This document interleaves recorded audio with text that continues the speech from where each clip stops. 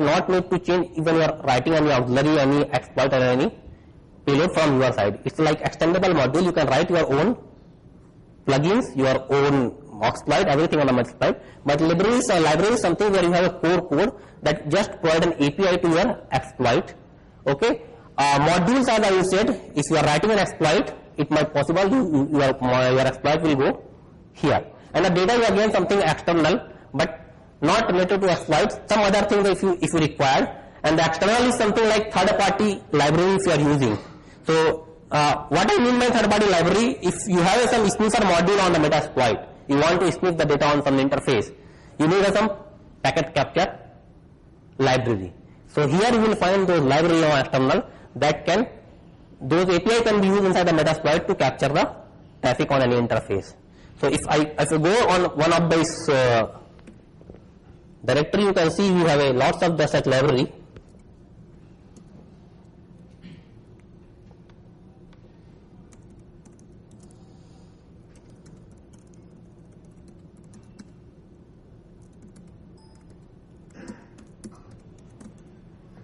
Yeah, here you can find out. Is it visible?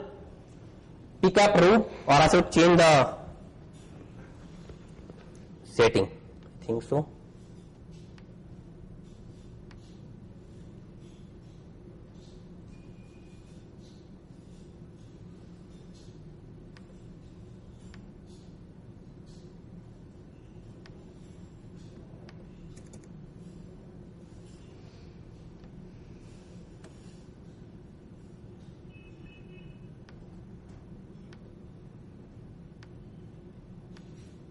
I don't know why it is not changing any appearance, color or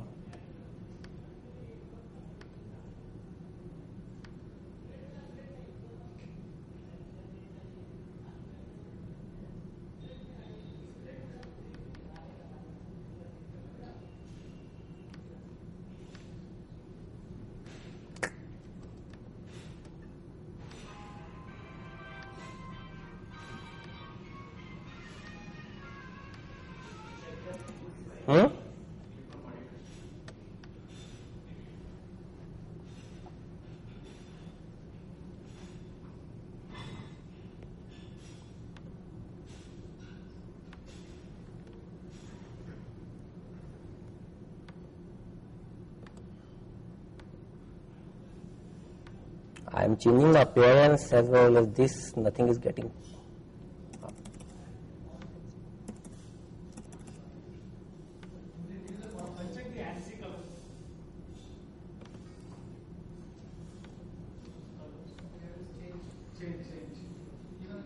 That is only for font, I think so. Okay. Is it visible now?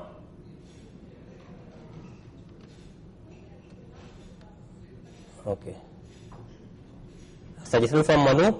Uncheck the colors. Okay.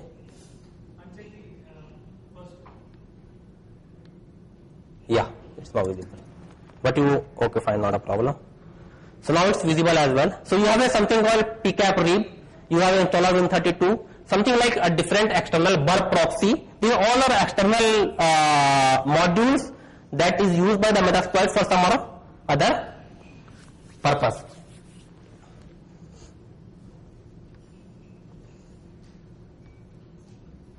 So I am not going to spend much time on all this thing because I think you guys are already aware. If you think something needs to be explained, just let me know, because Aseem might require a little bit more time than me because he has to explain a little bit more deeper in the technical parts than me.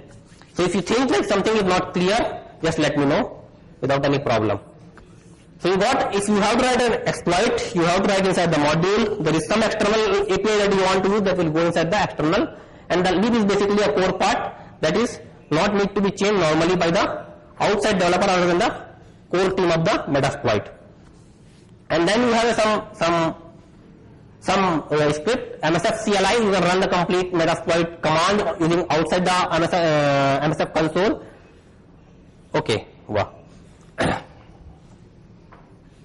I already talked about that, I think, library. This is all taken from the unleash directly. A library is basically a meet of the framework, code base, data editable file used by Metasploit, tools, various useful command line utilities, modules, the actual MSF module that we are going to use, plugins, scripts and the externals. There is 3 mode of operation, you might already aware. One is a console mode, one is a command, and another is a GUI.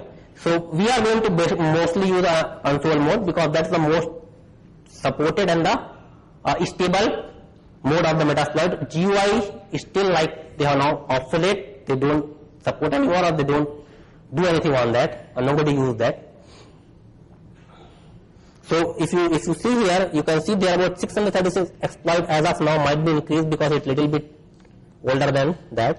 And then something around 320 auxiliaries to 217 payloads. Let me change the setting of this as well.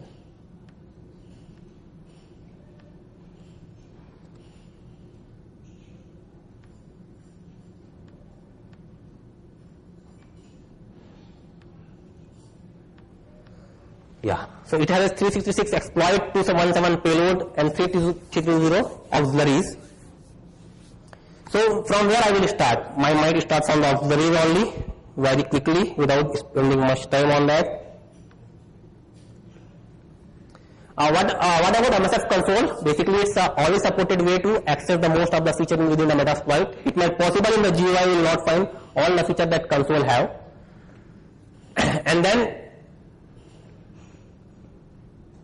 there is lots of execution of external command you can do on MSF console, like you can type msconfig, you can type a ping command. So it's like more like a Unix shell in which you can write most of the command that you want to type.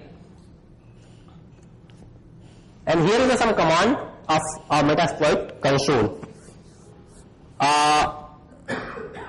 Is it visible? Anyway, I cannot do anything, I already fit it on the full side. So okay, I will just explain a back command. Back command, if you are already using any exploit and you want to go back to from there, you can just type a back command. A CD command just to change the current working directory. Color, I don't think it's very much important. Connect, communicate with the host, okay, fine. Load, load is the one is important that might we will use while we use a message plugin. To use a third party plugin, we need a load command. And then there is a kill command to kill any process that you want to, or any job, sorry. And then there is a route that you are going to use, of course, when we talk about the pivoting. And most important command is something like search, a session, a run, and the use. These are the 4 commands. One is a use, that using that you are going to select a module, and then you will have a run. Using that you can exploit the auxiliary. You have exploit, using that you can exploit the actually exploit modules. So there is 2 things. If you are choosing a auxiliary, you normally will use a run command. If you are choosing an exploit, you normally will use a run command if you are using auxiliary. And then search, if you have to search a specific module, a session, that number of session that you have with the remote machine, you can list it and you can connect with it as well. These are some important commands that we very frequently going to use. A use and then the exploit, then run, then search, and then the show. Yeah, show is of course, show is the options which will provide you all the options that particular module or particular auxiliary is going to take. It will show you a list of payload that you can select for that exploit. It will show you a list of advanced options that you can set with that particular exploit, like this. Oh, exploit modules. So I don't have any normal image. This is that I can explain the exploit modules to normal guys. So it's like basically I already told you, it's a module. Using that you are going to take a control of the remote machine based on the vulnerability on the remote machine. So there is 2 kind of exploit. One is an active, other one is a passive. What I mean by active, anybody aware? What is the active and passive one?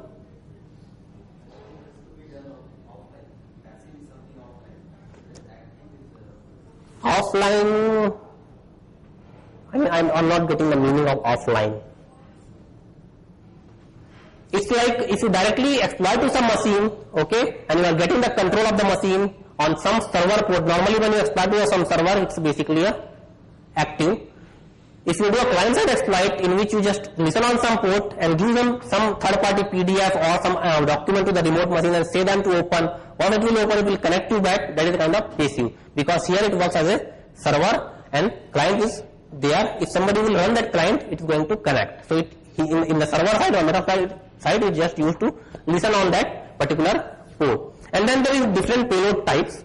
One is an inline, another is a stage, another is a meter pitter, and so forth and so on. So what is inline? What is the inline payload? Basically, when I talked about the payload or the exploit code, so when you have both the thing in the same input that you are giving to the remote machine, what I mean is you have an exploit code as well as the payload on the same input that you are giving to the remote machine, that becomes inline, because on one shot you are exploiting the vulnerability and getting the control of the machine. Sometime what happen, input, basically that's all a problem of input validation. Am I right? Using that to do a stack overflow, you can say stack based buffer overflow. So you have a limited area of memory that you can override and exploit.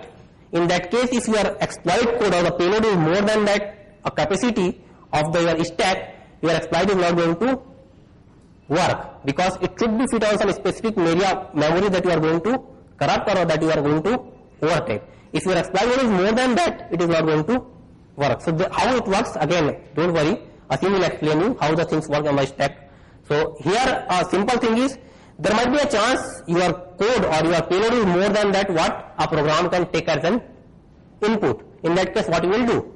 So basically use an stage there. You just send a set of limited amount of payload.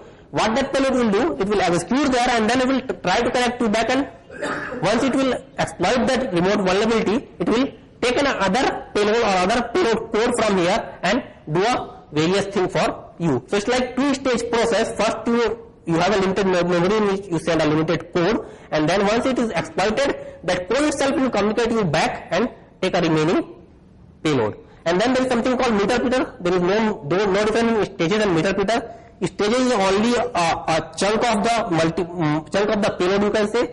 Meter pitter has something same but with the extended functionality. There is lots of other functionality in this particular payload you can run on the remote machine. Once this payload will upload on the remote machine, you have a various command that you can run on the remote machine. Normally what will happen when you exploit, most of the time you will get a shell or the command prompt. But what after that? If you have to upload, download file, if you have to do backdooring, if you have to do something else, what you will do? So in the shell you have to do lots of things by your own. In the meter pitter they already provide lots of other commands that can be used for that particular purpose.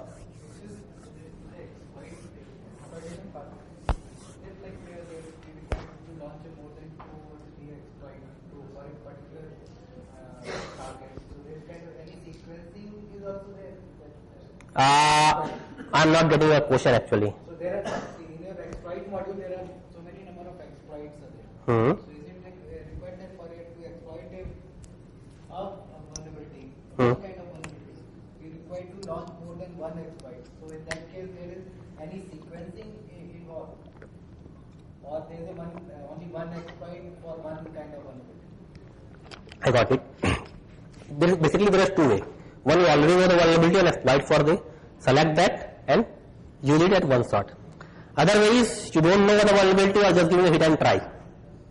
So that's why there is something called database integration that when we will talk about, we are going to cover database integration part, in which what you can do, you can automate the exploit one by one on those machines.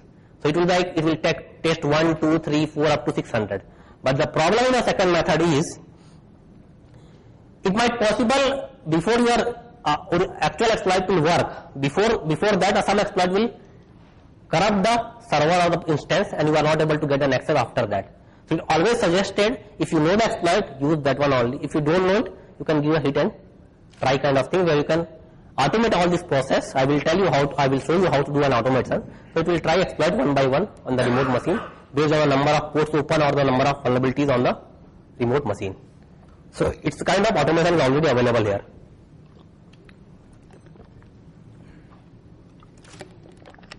And there is something called NoX and all this thing that might be explained by Aseem better than me.